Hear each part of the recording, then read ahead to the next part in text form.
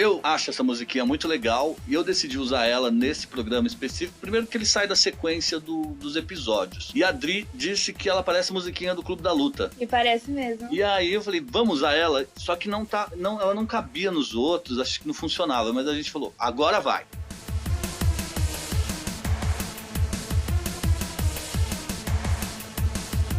Olá pra você, tudo bem? Tudo certinho? Eu sou o Daniel Maciel, eu sou roteirista, ou era, já trabalhei em alguns projetos, alguns foram filmados, alguns estão em negociação e muitos não foram produzidos. Oi gente, eu sou a Adriene, sou formada em rádio, TV e internet, também tenho formação em cinema e hoje eu trabalho com fotografia de moda. A gente tá de volta com a trama, digamos assim, um episódio extra que a gente decidiu fazer o preview e análise dos trailers hoje, porque o plano anterior era que a gente fizesse esse podcast na véspera do lançamento dos primeiros episódios da segunda temporada. Mas a gente entendeu que se nós fizéssemos esse episódio na quinta-feira, com a temporada estreando na sexta, não ia dar tempo do pessoal ouvir e aproveitar a discussão, então a gente decidiu lançar ele hoje, no domingo, para que aí durante a semana quem tiver interesse ouça e dê suas opiniões e converse e tenha um tempo para poder acompanhar essa discussão sobre o que pode e o que vai acontecer nessa segunda temporada. Mas antes da gente começar, sigam a gente lá no Instagram, @podcasttrama, curta a nossa página no Facebook e deixe lá sua mensagem pra gente. Lembrando que esse é o podcast Arquitrama. Qual é o nosso objetivo do podcast? Discutir sobre filmes, séries e livros. A gente já montou uma programação, tá lá no episódio 0. Quem quiser dar uma olhada no que a gente tá pensando em discutir ainda esse ano, tá tudo lá, vocês podem acompanhar. O nosso foco central é discutir, sobretudo, os aspectos dramatúrgicos da série, dos filmes, dos livros, discutir a história, que eu acho que é onde a gente tem mais condição de poder bater um papo com vocês. Muitas das discussões para a próxima temporada, elas passam por uma questão que é central para entender a série toda, na minha opinião, que é o que aconteceu com a Rebecca de fato. O adultério, o suposto adultério, que é o que a gente vai discutir, é muito comum na dramaturgia, na história da dramaturgia ocidental, e já mobilizou algumas guerras. Por exemplo, a Guerra de Troia, por causa da Helena, e a gente não sabe muito bem o que aconteceu. Eu não li, né, a Ilíada, mas a Helena foge com o Paris ou ela é sequestrada pelo Paris, e até que o Menelau mobiliza as tropas para invadir Troia e resgatar a mulher que ele acredita que foi sequestrada e tal, então existe esse conflito. Recentemente,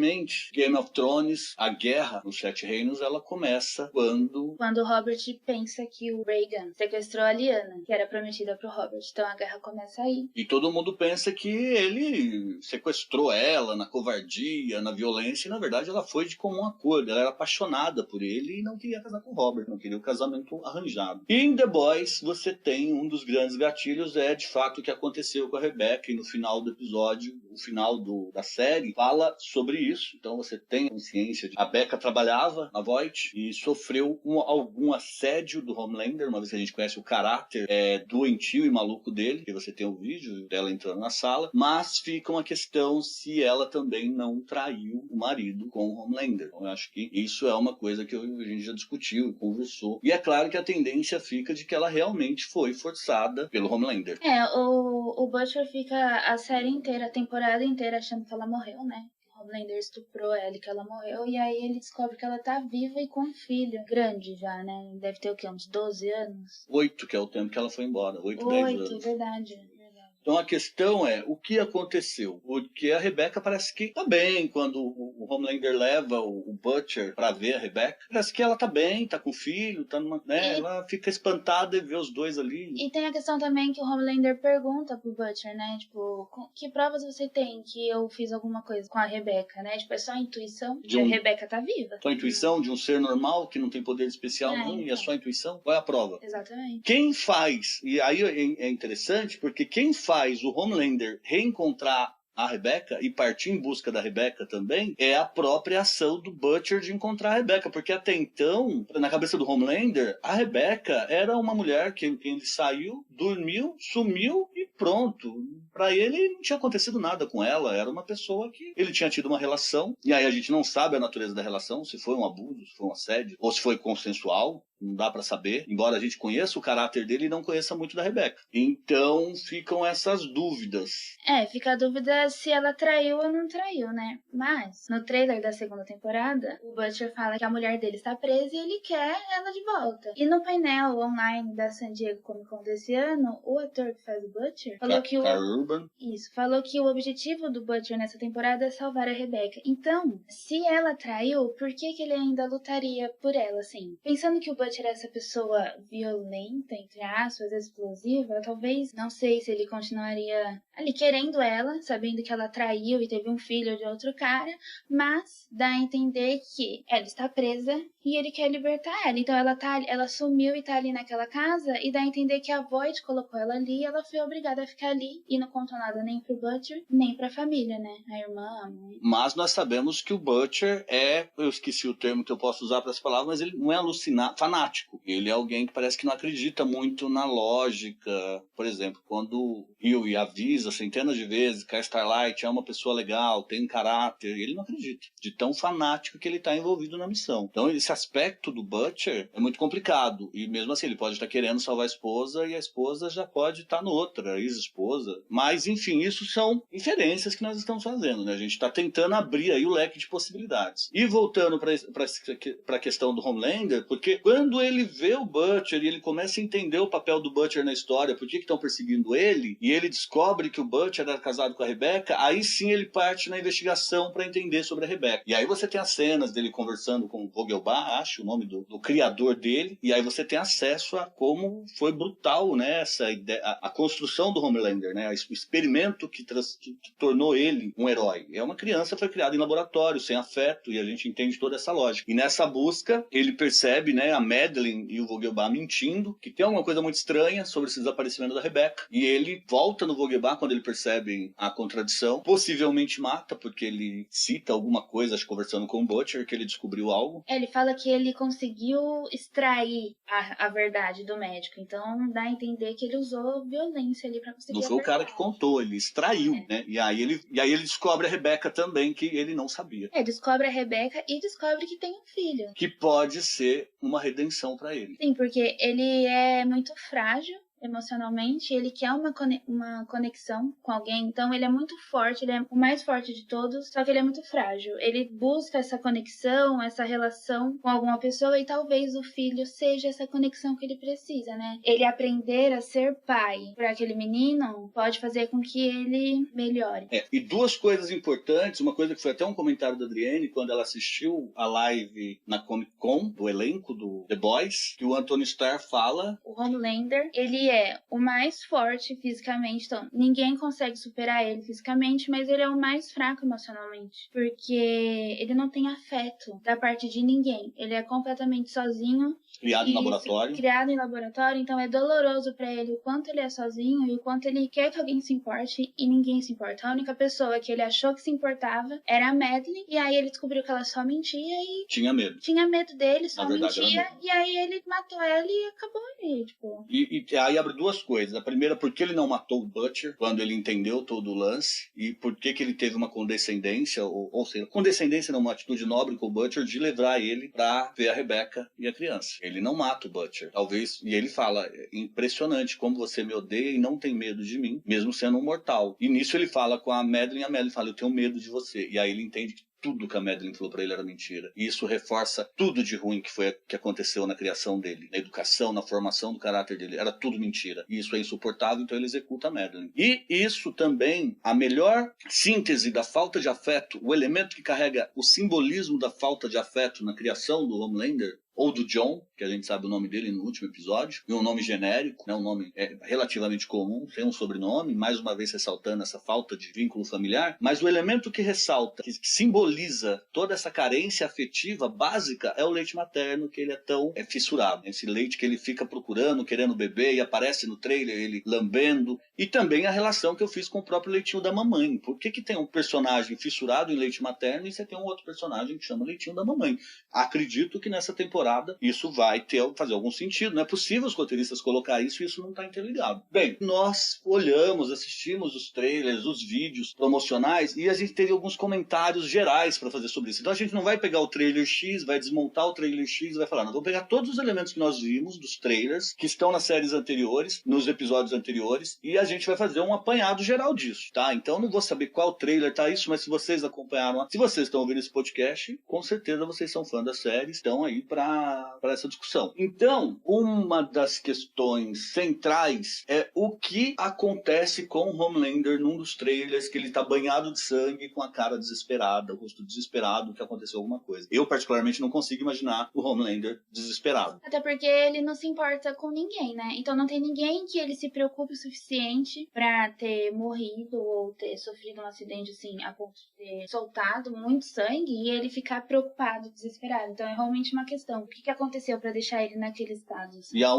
único vínculo afetivo, emocional que surge nessa série, que pode ser importante pra ele, pra restabelecer alguma humanidade, é o filho, que é super. Então a cena que ele joga o menino de cima da casa e todo mundo, ele matou o filho, pode ser nada mais do que um passarinho treinando o filhote de passarinho a voar. Eu acho que ele vai tentar ser pai. Ele não sabe. Ele não teve pai e mãe, ele não tem um exemplo. Então ele é duro, né? Ele é bruto e ele tentando. Mas quando você sente a falta do pai, que você não teve pai, não teve mãe, você, com certeza, se você tem esse problema afetivo, como o caso do Homelander, talvez você procure justamente ser o pai, entende a importância do significado de ser pai, de ser mãe, né? Ele nunca teve, então isso faz com que ele tente ser melhor. Então, por isso que eu acredito que ali em cima da casa ele tá treinando o menino e joga de cima para ele aprender a voar. Eu acho que o menino é super, só que o menino é uma revolução aí na série, porque ele é o primeiro gerado biologicamente, naturalmente, espontaneamente. Sim. Ele é gerado, ele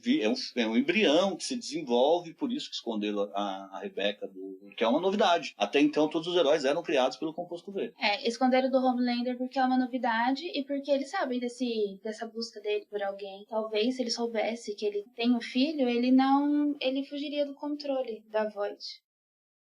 Então tem toda essa questão sobre o Homelander, mas a gente vai falar do Homelander mais ainda no final desse episódio do podcast.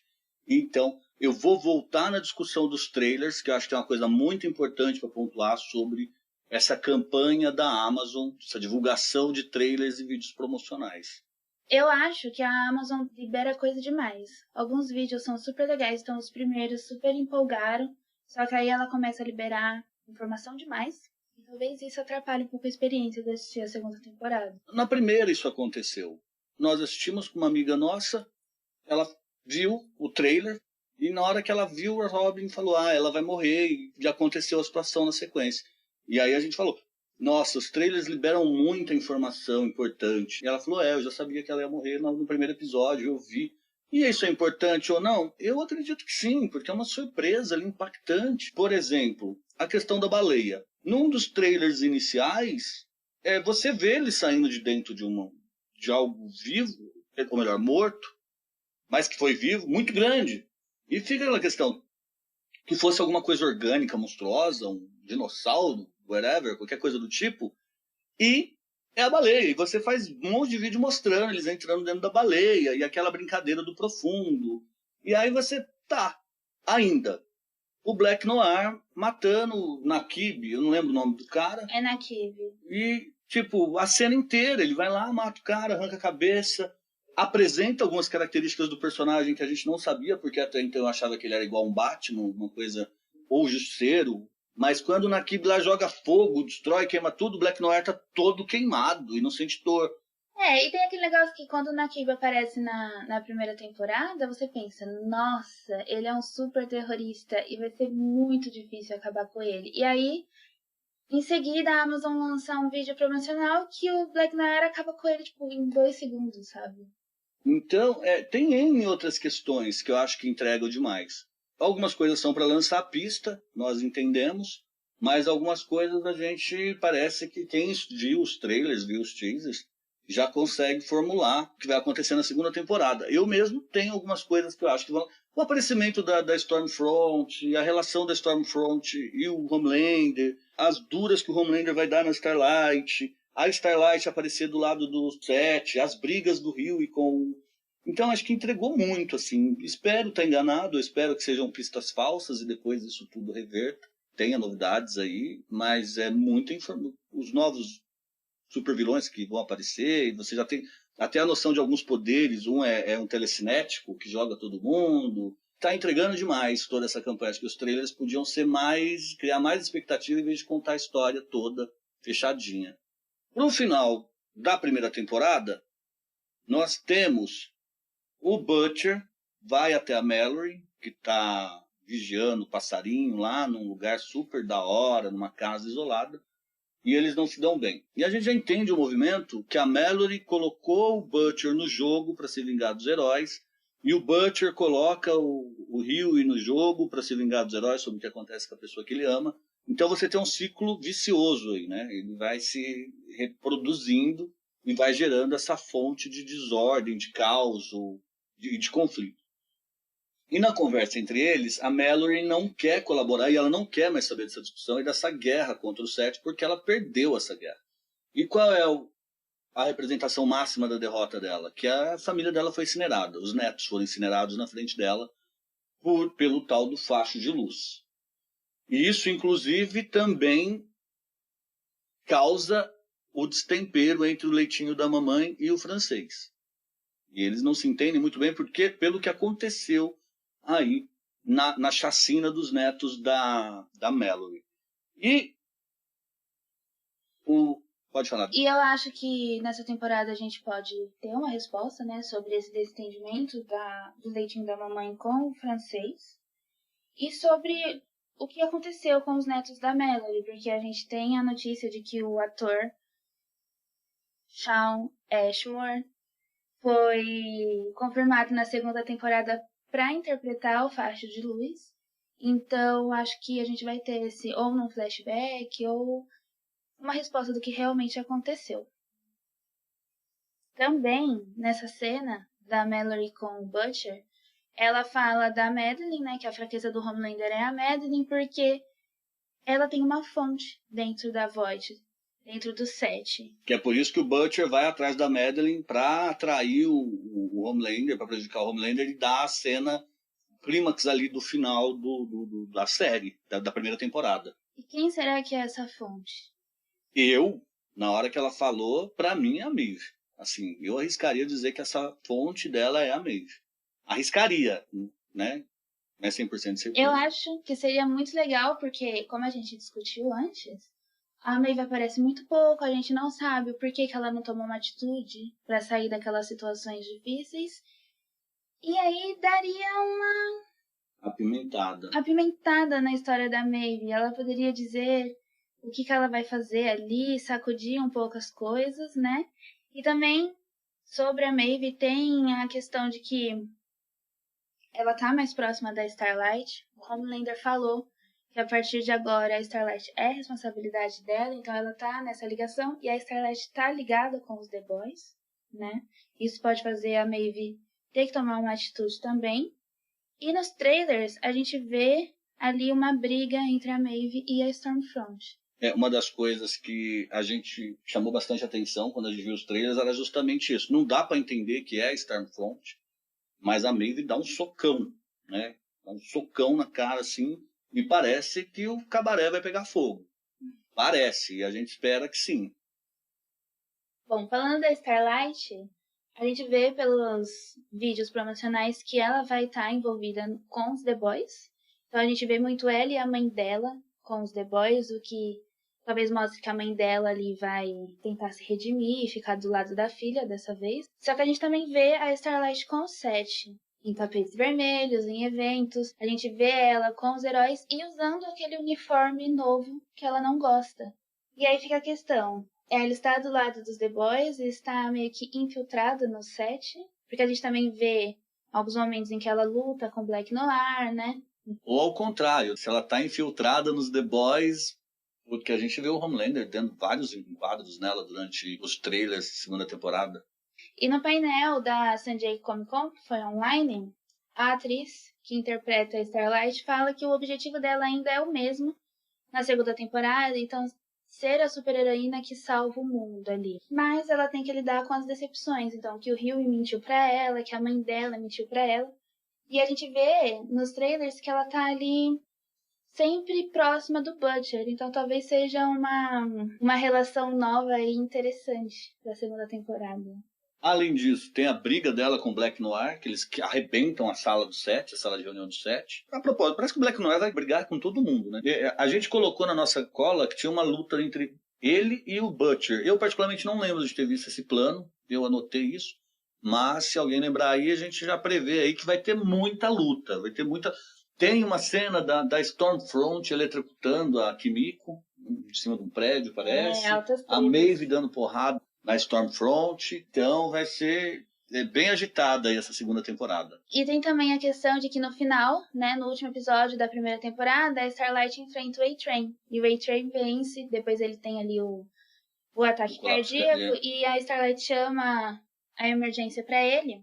E aí, como vai ser essa relação Starlight e A-Train, né? Porque os dois estão no set e tem a questão de que o A-Train falou pro Homelander, pro irmão, que ele não estava mais usando o composto V, só que ele estava usando. Então, a Starlight sabe que ele ainda estava se drogando e o A-Train sabe que a Starlight estava ajudando o Hughie. E aí, como que vai ser essa relação dos dois? E tem uma coisa que a gente não abordou até agora, é que o A-Train... ele se viciou no composto V, provavelmente porque ele cumpriu a missão do Homelander de espalhar o composto V pelo mundo todo. O Homelander montou essa cadeia de distribuição internacional que criou na Kib, que criou a própria Kimiko, porque eles estavam desenvolvendo supervilões no mundo todo para justificar a existência dos sete. E o A-Train se viciou nessa parada aí meio por culpa do Homelander. Porque quando ele levava drogas para a máfia asiática, ele estava cumprindo a missão. O Homelander, que ele ainda diz para Mallory, o A-Train distribuiu a droga pelo mundo todo e usar o composto em adultos tinha efeitos... era muito mais difícil. Nefastos, né? E tal, era muito mais difícil, mas o A-Train... Então, a gente não entende muito bem essa lógica do A-Train com o set, se isso pode virar também, né? E por isso, e ele ser grato por ter a vida salva. Lembrando que é importante dizer que o Hughie, que queria matar o A-Train no começo da temporada, inclusive ele ajuda a salvá-lo, ele faz massagem cardíaca no A-Train, né, quando o A-Train desaba. Ele que pede pra Starlight chamar a emergência, né, que a Starlight ainda fala, se ele for salvo, ele não vai sair da sua cola, né. Caminhando para o final desse episódio, do nosso podcast, tem mais algumas coisas que eu quero levantar aqui. Uma delas é que vendo os trailers, em algum momento tem uma brincadeira com o Fringe.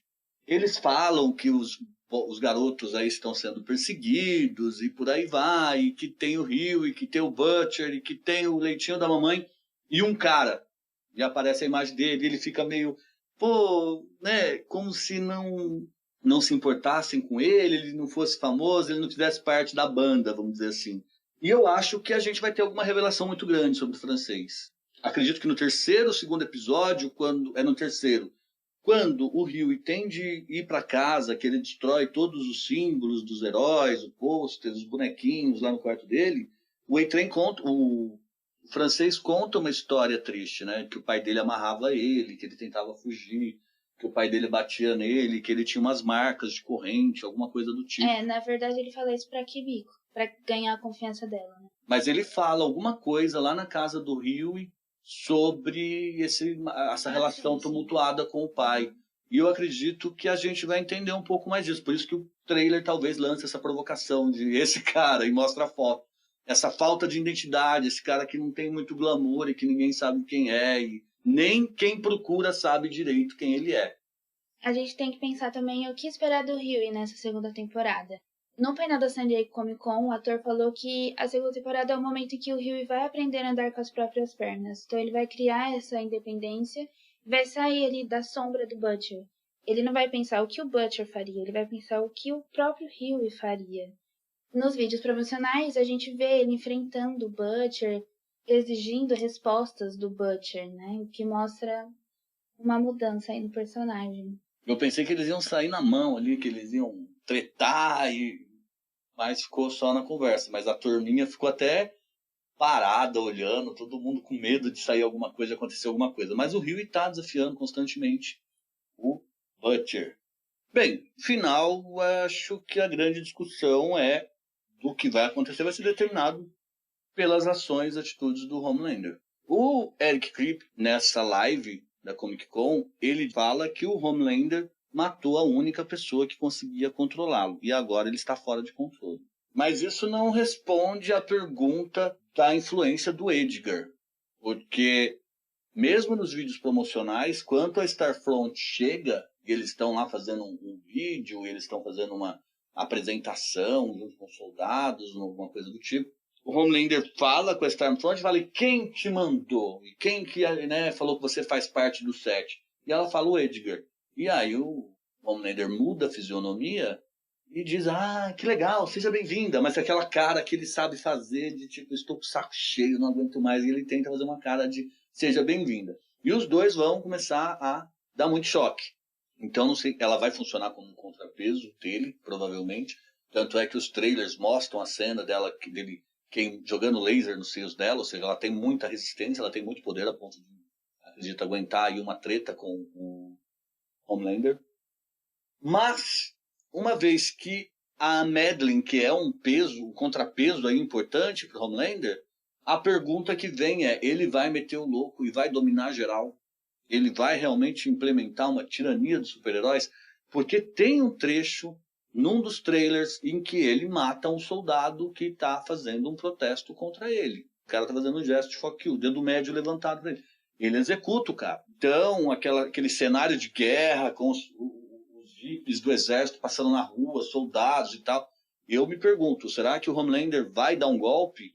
Eu acho que no começo da temporada pode até ser que ele esteja ali meio louco, né, descontrolado, mas aí tem a entrada da Stormfront. E ela vai ser uma personagem que sabe muito bem como usar as mídias sociais e como lidar com as pessoas. Ela parece ser o tipo de pessoa que sabe ler o que a outra pessoa quer ouvir. E eu acho que ela vai dar o Homelander a controlar esse jeito dele, porque eles precisam que a população fique do lado deles. Eles precisam desse apoio do público. Porque mesmo sendo super poderoso, você precisa de uma certa legitimidade. Exatamente. E tanto que a gente vê o Homelander matando um soldado ali que enfrentou ele de certa forma, e a Stormfront usa todo um discurso de que eles precisam proteger a população e para isso eles precisam de um exército. Então, ela já usa outras armas ali.